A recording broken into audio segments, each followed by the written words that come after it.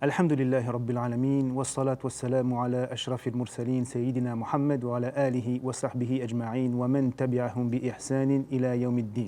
Rabbi shrah li sadri wa yassir li amri wa hlul 'uqdatan min lisani yafqahu qawli. Ahlan wa sahlan. Mes chers frères et sœurs, bienvenue à vous.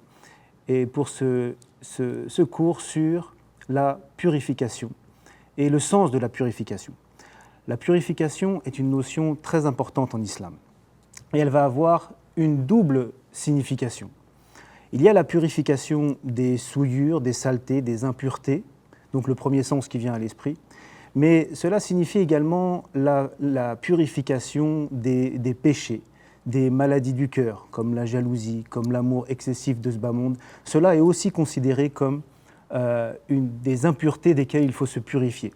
Allah nous demande de nous purifier des deux. C'est pourquoi il nous dit dans Surat al-Baqarah, dans le verset 222, « Inna Allah yuhibbu at-tawwabin wa yuhibbu al-mutatahhirin » Certes, Allah aime ceux qui se repentent beaucoup, donc qui se repentent des péchés, et il aime ceux qui se purifient. Et très souvent, les deux sont associés en islam.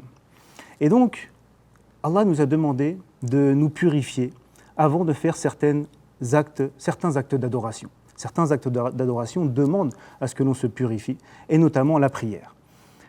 Pourquoi? Ce n'est pas étonnant, parce que, comme je vous disais, l'islam donne une grande place à cette purification et à la propreté. Dans un hadith rapporté par Al-Bukhari, d'après Abu Malik al-Ash'ari, le prophète sallallahu alayhi wa sallam a dit « At-tahuru shatrul iman » Le prophète a dit « La purification est la moitié de la foi ». C'est donc pas étonnant qu'Allah nous demande de nous purifier avant de prier, avant de se présenter devant lui.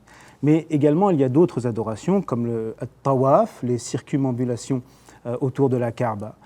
Également, toucher le Coran. Ça, ce sont des actes, avant de les faire, il convient de se purifier. Aussi, c'est aussi recommandé avant de réciter le Coran, avant d'invoquer Allah, au moment de dormir. Et en fait, plus généralement, plus le croyant est en état de pureté, mieux c'est. Il faut essayer de l'être le plus souvent possible.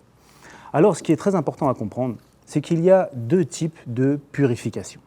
Il y a deux types de purification. Il y a la purification des souillures tangibles, matérielles. Et il y a la purification rituelle, c'est-à-dire c'est un état de purification. La purification tangible, matérielle, c'est tout simplement le fait de se débarrasser des impuretés, des saletés que l'on peut avoir sur les vêtements, sur le corps. Il convient de s'en débarrasser avant de faire la prière. Donc comme les excréments, l'urine, l'alcool, tout ça, ce sont des choses qui sont considérées comme impures en islam. Et donc, avant de se présenter devant Allah subhanahu wa ta'ala, il convient de s'en débarrasser de ses vêtements, de son corps ou de l'endroit où l'on va prier. La purification rituelle est un acte qui relève plus de l'adoration. Et en fait, c'est un état de purification. En fait, c'est lorsque l'on a fait les ablutions, nous allons revenir dessus, les petites et les grandes ablutions. Une fois que l'on a fait ces ablutions de façon valide, eh bien, la personne est en état de pureté rituelle et donc elle va pouvoir prier. Nous allons voir, Inch'Allah, ces deux types de purification plus en détail. Barakallahu fikum. Je vous dis à la prochaine fois pour le prochain cours, Inch'Allah. Ila al-liqa. Wassalamu alaykum wa rahmatullahi wa barakatuh.